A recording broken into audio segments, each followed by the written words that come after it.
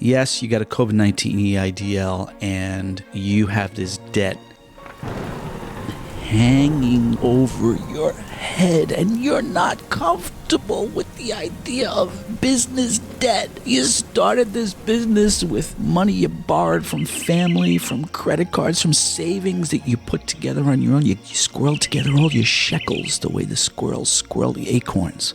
You started your business that way. And then the pandemic, you got the loan to help your business stay open and operate during pandemic lockdowns. And yeah, we get it. Please don't waste your time in the comments telling us how you were forced to take the loan. You were not, because you had a choice. You could have just closed your business. You could have failed the way many businesses actually did fail because of the pandemic and because of natural disasters. But this government program was there to help you stay open. And yeah, we get it that you're struggling today to recover, or you're trying to come up with new strategies to help you pivot and be resilient in the face of challenges in the recovery from the pandemic. We get that. But what we also see is folks reaching out to us saying they want to pay this loan off sooner. Okay, so let's talk about that. Number one, the loan has a feature which is no prepayment penalty, which means you can pay additional principal towards the balance at any time with no penalty, which is very unusual and uncommon for a commercial loan. Commercial loans come with prepayment penalties. The lender doesn't want you paying the loan off early, but this government program gives you the gift of no penalty.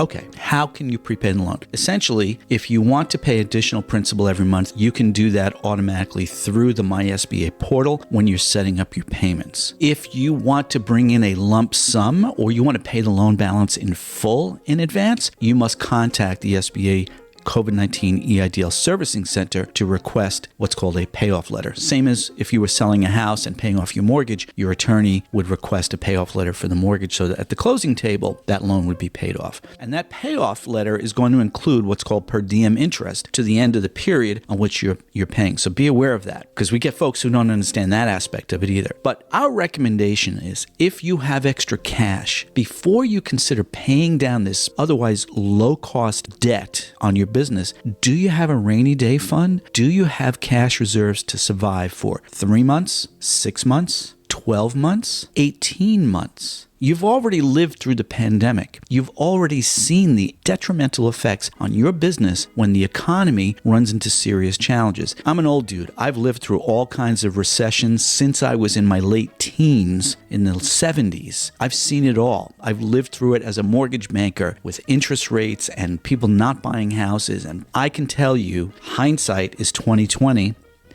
Even without my glasses. And my aspect is, if you have lived through something like that, it is better to have cash reserves than to eliminate debt. So determine that strategy first. Second recommended strategy. Okay, so you've got cash reserves. You've got money in the bank. Do you have lines of credit available to you, either through credit cards or business line of credit that you haven't used, that in the case of a rainy day and an emergency, you can tap into that and use that money to keep your business afloat? We saw it recently here in Connecticut, where there was a terrific storm recently, something they called training thunderstorms. And the next town over from us, about 15 minutes away, yeah, it's 15 minutes because we live out in the country, they were inundated in the center of the main commercial hub, little tiny little creeks, not much wider than this. I'm not kidding. Not much wider than this, exploded with huge volumes of water. We've seen businesses that weeks later, we see them still trying to dig out piles of dirt left over from the mud that inundated their businesses and their parking lots. Those businesses, if they didn't have cash reserves, if they didn't have lines of credits they could tap into,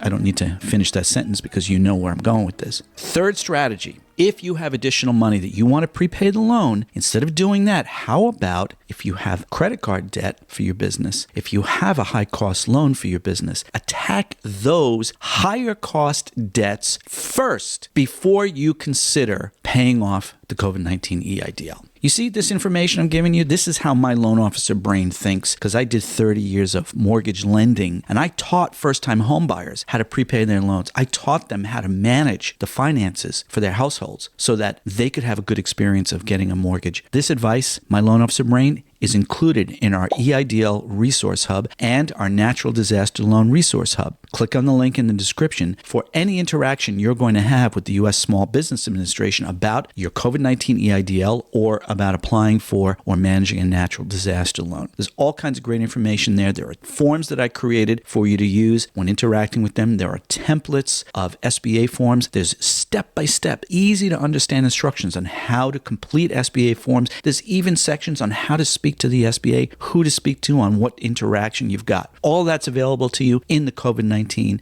and Natural Disaster Loan Resource Hub. Click on the link in the description. You may not know this because the loan term for your COVID-19 EIDL is 30 years. That's decades, right?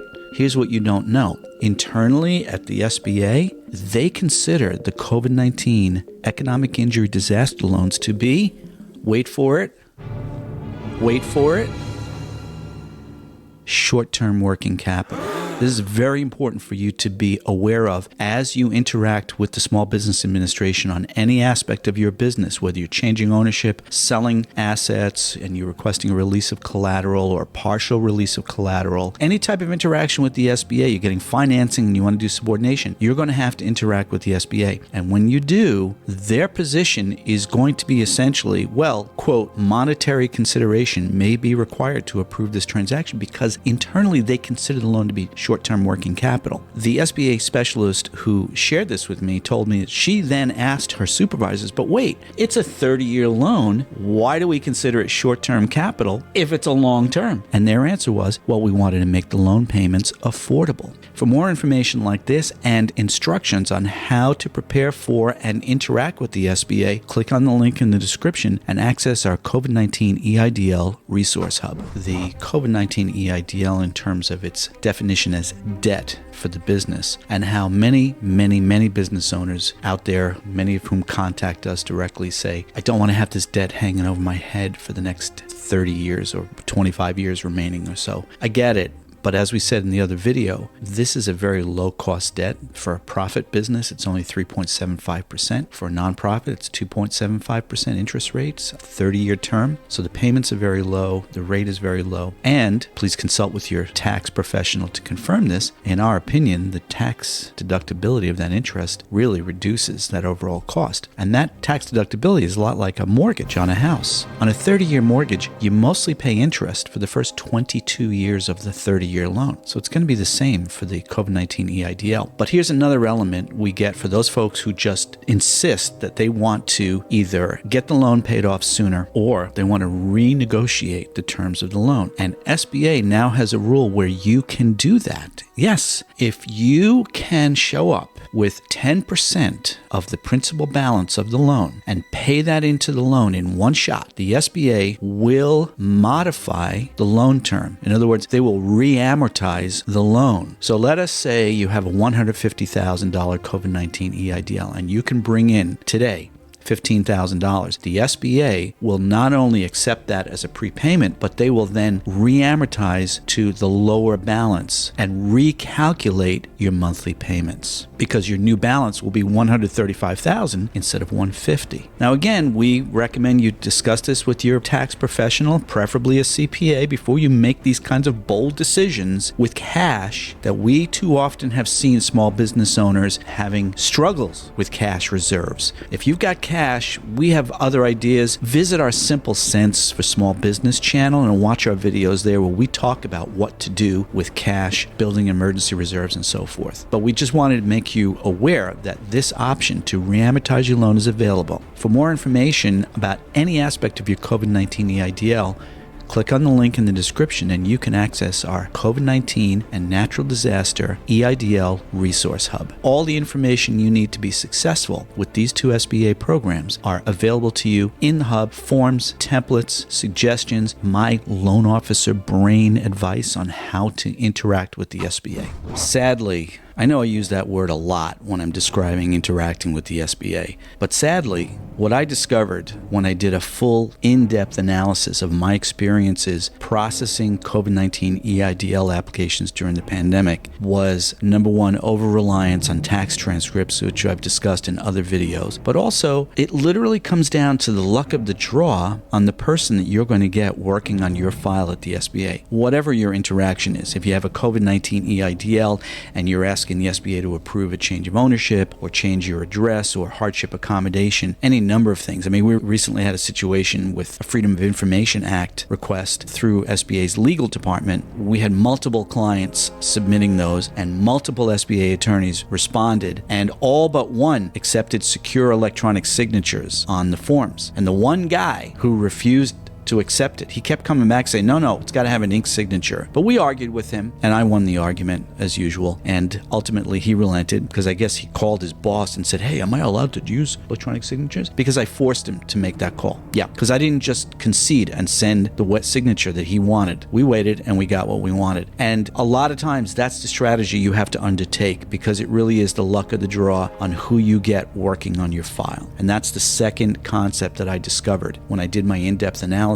about processing COVID-19 loans. So whether you're requesting a natural disaster loan or you are processing some request for your COVID-19 EIDL, the person who you get is either going to be very smart, experienced, and dedicated to getting your process accomplished, or you might have somebody with a clerk mindset. It's just like, what time is it? Time to go home yet? Because I want to get out of here. Can I get this file off my desk? Oops, there's a mistake with it. I'm just going to reject it. You know, this is a lot of times how some of these folks think. I'm saying this to you because I want to prepare you in advance for your experiences with the SBA. And as we say often in our EIDL Resource Hub, that you need to prepare before any interaction with the SBA, because fully armed with the knowledge and information you need and the templates and the forms that we provide in the Resource Hub, all this information will make your experience of dealing with the SBA so much easier, including the luck of the draw. So you can overcome objections, as I did with the attorney, so you can overcome the bad luck of getting a bad rep at the SBA working on your file, on your interaction, on your request. If you want to purchase the EIDL Resource Hub, click on the link in the description.